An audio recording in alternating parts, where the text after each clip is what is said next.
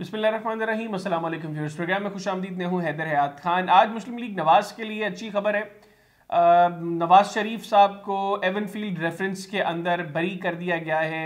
Islamabad high court ने नवाज़ शरीफ साहब को बरी किया है। आज जब अमजद परवेज़ मलिक साहब ने दलाइल दिए तो बहुत से ऐसे सवालात थे जिनका नैब ने जवाब ही नहीं दिया, तो अल्टीमेटली नवाज़ शरीफ साहब को बरी कर दिया। दूसरी जानिब फ्लैगशिप रेफरेंस के अंदर भी नवाज शरीफ साहब की जो बरीयत के खिलाफ दरख्वास्त थी, नैब ने वो भी वापस ले लिया। तो बड़ी डेवलपमेंट है ये मुस्लिम लीग नवाज के लिए। अच्छी खबरें हैं, पॉजिटिव खबरें हैं। और नैब के हवाले से खासतौर पे मुस्लिम लीग नवाज तो ये कहती रही है कि इसको पॉलिटिकल विक्टिमाइजेशन के लिए इस्तेमाल किया जाता रहा है। और अभी भी चूंकि ये इदारा उसी तरह मौजूद है, जो लोग इक़्तिदार में नहीं होते, जो अपोजिशन में होते हैं, वो यही क्लेम करते हैं कि ये इदारा पॉलिटिकल विक्टिमाइजेशन के लिए इस्तेमाल होता है। लेकिन जब गवर्नमेंट में होते हैं उस वक्त इस इदारे को लेकर कोई जो है वो काम नहीं करता, उस वक्त सिर्फ मुखालिफिन के खिलाफ कार्रवाइयाँ हो रही होती हैं। तो स्पेसिफिकली आज का जो आज की डेवलपमेंट, इसको डिस्कस करेंगे। मेरे साथ मौजूद हैं आज़म नज़ीर तारड़ साहब, मुमताज़ माहिर कानून है, साबिक वफाकी वज़ीर हैं, वज़ीर कानून है। तारड़ साहब बहुत शुक्रिया आपके वक्त का। तारड़ साहब, आज अमजद परवेज़ साहब ने जो दलाइल दिए, बहुत से ऐसे सवालात थे जिनका नैब ने जवाब ही नहीं दिया। तो फिर सवाल ये है कि ये रेफरेंस बना फिर किस बुनियाद पर था, क्यों फाइल किया गया ये रेफरेंस? जी देखिए, बिल्कुल आपने सही कहा कि अमजद परवेज साहब ने आज भी तकरीबन 2 घंटे इस पे आर्ग्यू किया है और एक रोज पहले भी इस पे तफसील के साथ उन्होंने सारा केस का बैकग्राउंड दिया। और आपको याद होगा कि जब इसी केस में मोहतरमा मरियम नवाज शरीफ और कैप्टन सफ्दर साहब का केस आया तो वो तकरीबन 15 पेशियों पे मुहित था और वो 1.5 साल चलता रहा। उसमें अगर हम देखें तो वो घंटों जो है पब्लिक टाइम वो उस पर सर्व किया गया और कोर्ट ने हर तरह की एहतियात बरती कि कहीं पे कोई अगर एविडेंस हो जो कि काबिल एतगाल, जिसे हम कहते हैं एडमिसिबल एविडेंस है, लीगल एविडेंस है, लीगल मटेरियल है, तो नैब उसको हाईलाइट करे। आज भी अमजद परवेज साहब ने बड़े मुदल्लल दलाइल दिए, लेकिन उन्होंने सारे केस का उन्होंने सर्वे जो है और डायसेक्शन जिसे कहते हैं वो करके कोर्ट के सामने रखा और कोर्ट को उन्होंने बताया कि जी ये इल्जाम था, ये फर्द जुर्म था, ये तफ्तीश थी, ये शहादत आई और फिर ये फैसला ऑलरेडी इस कोर्ट का आया और ये सुप्रीम कोर्ट और हाई कोर्ट ने इसी तरह के केसेस में आम लोगों के मुकदमात में ये जजमेंट्स दी हैं जो कि बाइंडिंग है इस अदालत पे। और आज फिर अदालत ने नैब को एक दफा जब अमजद परवेज साहब ने अपने आर्गूमेंट्स खत्म किए तो फिर कहा अदालत ने नैब के प्रोसिक्यूटर को कि आप कुछ ऐसी शहादत है जो आप समझते हैं कि अभी हमारे सामने रखी जा सकती है और फैसला मुख्तलिफ हो सकता है। तो पिछली दफा की तरह जो कि 2022 में हुआ था उनके पास कोई ऐसी चीज नहीं थी। उसकी वजह यह है कि कोर्ट ने ये सारी एविडेंस ऑलरेडी एक दफा स्कैन की, पेज टू पेज देखा और कोई ऐसी शहादत नहीं थी जो कि कनेक्ट करती इस जुर्म के साथ जो कि इल्जाम आयद किया गया था मियां नवाज शरीफ और उनके बेटों और बेटी पे, जो उनको इन प्रॉपर्टीज के साथ कनेक्ट करती और वो जुर्म की जद में आते। और ये आज की जो बरीयत है अल्हम्दुलिल्लाह ये मेरिट पे उन्हें बरी किया है कोर्ट ने मुकदमा सुनने के बाद और नैब को पूरा मौका दिया कि अगर रिकॉर्ड के मुताबिक वो इसको डिफेंड कर सकते हैं इस कन्विक्शन को तो वो जरूर दलाइल दे। उन्होंने दलाइल दिए भी और अल्टीमेटली अल्लाह ताला ने सुरखरू किया मियां नवाज शरीफ को और उन्हें बाइज्जत बरी कर दिया गया।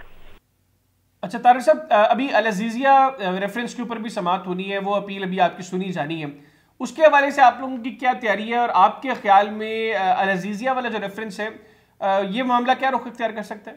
जी बिल्कुल जी, देखिए आपको याद होगा कि ये तीनों केसेस जो हैं, जो 2 आज उसमें से खत्म हो गया, अब एक केस रह गया है, ये तीनों मुकदमात एक ही JIT रिपोर्ट से निकले और एक ही प्रोसीडिंग्स का हिस्सा है। मैं ये भी बताता चलूं और ये आज आर्गूमेंट भी थे वहां पे कोर्ट में, अमजद परवेज साहब ने 3 दफा ये कहा कि हिस्ट्री में आज तक असासों के 1 से ज्यादा मुकदमे कायम नहीं किए गए। ये एक अनप्रेसिडेंटेड केस है जिसमें किसी एक शख्स के खिलाफ आमदन से जायद असासे रखने के 3 मुकदमात खड़े किए गए थे।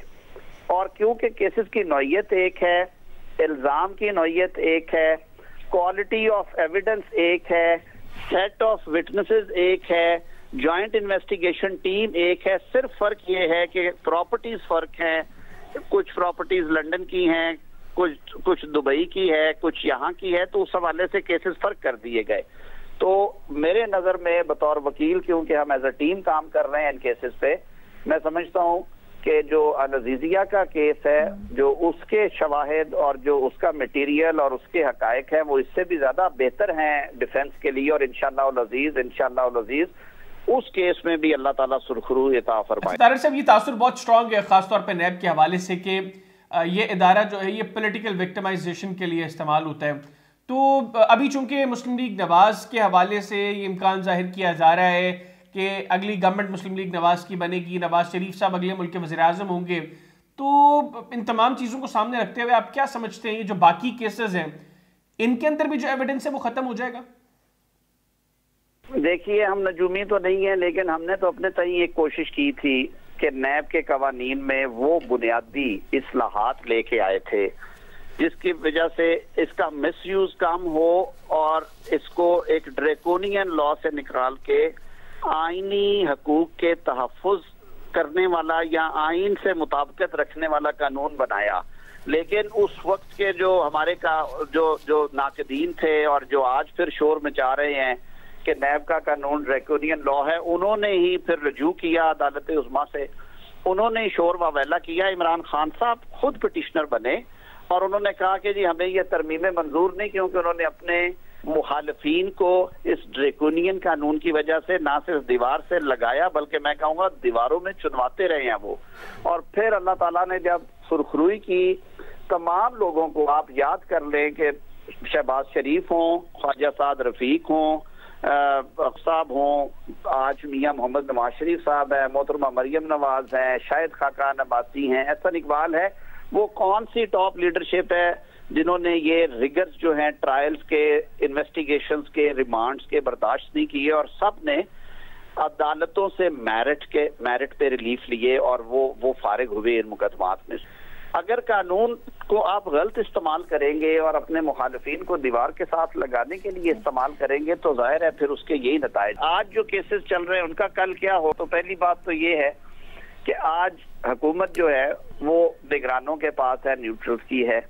इदारा भी मैं समझता हूँ बुनियादी तौर पे उसमें काफी बेहतरी आई है ओवर द ईयर्स, और खास तौर पे पिछले चेयरमैन जस्टिस जावेद इकबाल के जाने के बाद हम इदारे में एक कामनेस और एक न्यूट्रलिटी देख रहे हैं।